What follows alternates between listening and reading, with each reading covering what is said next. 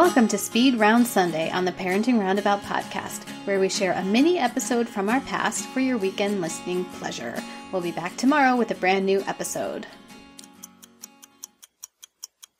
Today's question is, what is one thing you try to never leave home without? And we are not including here obvious things like your wallet and your keys and, your kid who you need to take to someplace.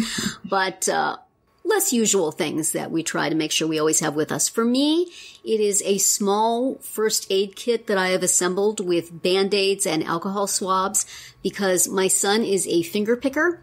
And periodically in the course of our hour at church or our time at a restaurant or our time in the car, he will say, "Hey, I'm bleeding." And I will have to get out the alcohol swab and put a Band-Aid on. And the times when I forget to do it, he winds up with a ratty tissue around his thumb or finger, and that's not good. So I've put together this little thing in a pouch and stuff it in whatever bag I'm bringing with me, even if it's a tiny little one. Never be without a Band-Aid and alcohol. How about you, Catherine? Well, among the necessities, you didn't mention the phone, but that... Oh, yes. That, no, we're not including that doesn't either. Count. That is an outgrowth of our bodies at this point. I think... It's like leaving your hair home. I think mine is lip balm. Like, I'm one of those people that can't live without it.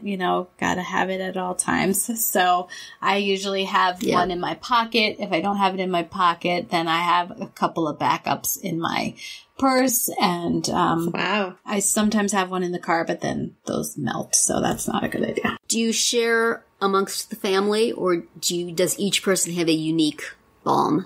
No, we don't share. So, okay. I have mine that I prefer, and other people are not as needy as I am. So they can take care of their own. My son has a couple of chapped lip phases throughout the year, and I have to have something always ready to put on him. And usually it's the thing that I've put in my pocket for me.